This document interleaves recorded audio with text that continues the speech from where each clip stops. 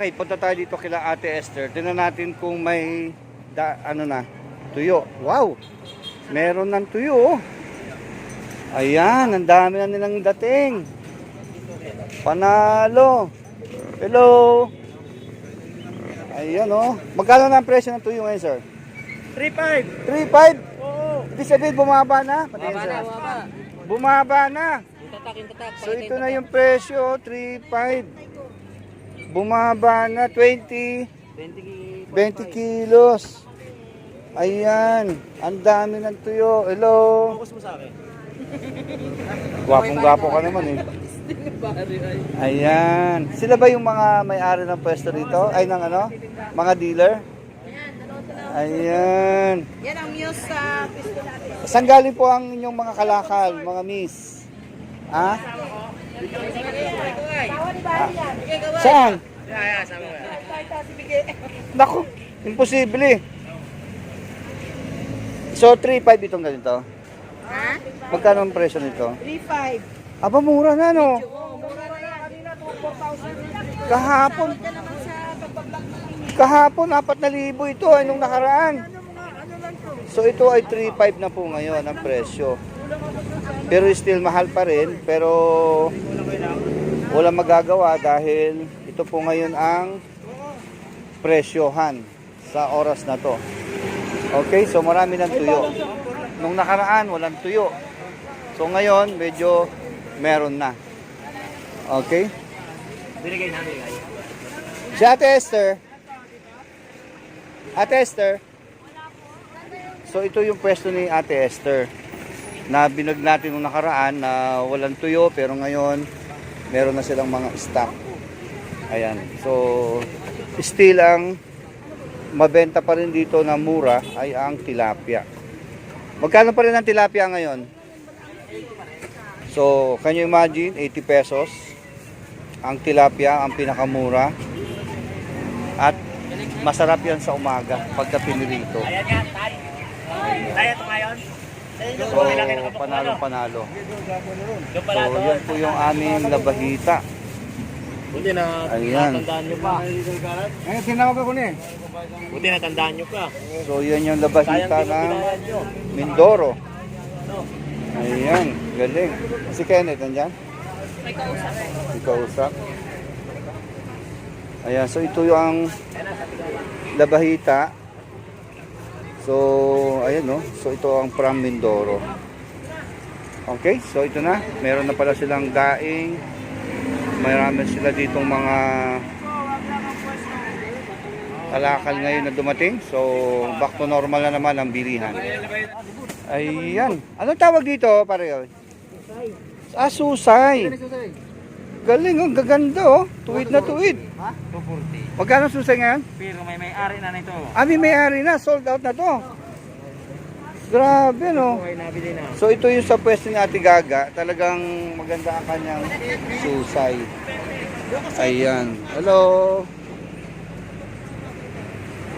So tingnan natin dito. Wow. Ang pusit. Magkano kaya ngayon ang presyo ng pusit? Ito po yung pusit ng China. Imported po ito. Ang size po nito ay 5A. 5A po ito. Ito naman po yung 6A. Yan. Ang tawag dito ay sweet pusit. Yan. So ito naman ang pusit ng Palawan.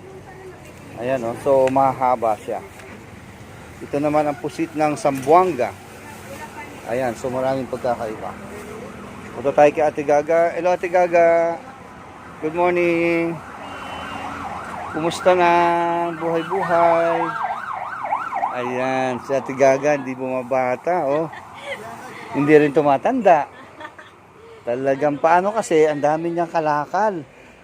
Ayan, so ito ang pwesto ni Ate Gaga. Ayan, oh. So talagang panalo. Uy, meron ka ng espada flakes? Magkano kilo ng espada flakes? Iyan ang senyorita. Ay, ito yung senyorita. Ayun. So ito naman, ang tawag dito, kit-kit siya. So ang maliit, senyorita.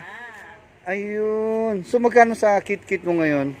700. So yung senyorita, Ay, halos parehas. Ayan. So, kompleto. Ayan. Oh, magkano labahita mo? Labahita namin, 190 lang. Ayan. Tama. Meron ako doon. 4 na sako. Ganda. Oo. How much? 160 lang. Patingin. Dala ka ba dito? Ano na yun? Yun na yung dala ka, no? Ha? Yun na yun. Okay. Luludin kami Baguio. Ah, ibig sabihin nakakalusot ng Baguio ngayon? Ha? Sa bus? Talaga? Ayan. So, magkano ngayon itong ano mo, itong pusit na imported? Yan, pwede na yan, 9? 980. 980. So, ang itong isang klase, 960. 960. So, konti lang difference niya. So, ang ganda ng yung ano ha. Ito, galing ito ng Iso. Quezon. So, wala kayong Zamboanga, yung galing sa Mindanao. Wala, Quezon at saka Samar. Quezon sa Samar. So, ayan po ang pwesto ni Ate Gaga. Kompletong-kompleto. Okay? Ayan. Okay, Ate Gaga. Good morning. Hi! Ito yung ating suking-suki. Hello, tita. Good morning. Yan ang gusto ko sa iyo. Sarap nito. Yes. Ito ang pusit ng Zamboanga. So, marami pala talaga ang pusit. So, yan ay Zamboanga talaga. Kaya pala dry na dry. Ayun. So, ang presyo naman, panalo. Affordable naman ang presyo. Okay. So, panalo pala. Ayan, so ito yung pwesto rito sa Balot. Ayan, no, sumunod sila sa ruling ng DPS. Ayan, no. Umiksi na siya, hindi na sila nag-extend dito sa gilid. At yung kanilang trapal, ayan, sinundan talaga nila yung rules ng DPS. Kailan lang po ay na-demolish tong lugar na to. Okay. Ayan, dito tayo kay Tokayo. Ayan, may bisita. Hello, boss. Morning. Punta. Ngayon nakita na tiyempohan dito, Aga-aga ng bisita mo, boss, Wala bang ano yan? Wala bang... Supplier ka ta sa supplier. Boss, ano mga sinusupply nyo dito sa Balot? Suplado. Suplado. Mukhang suplado kaya tayo ngayon, Palalo. Ano yung bunker? Palalo sa isip. Pati nga. Picture. Grabe talaga. Epektibo. Epektibo yung clearing. So ito ang pwesto rito na talaga namang super.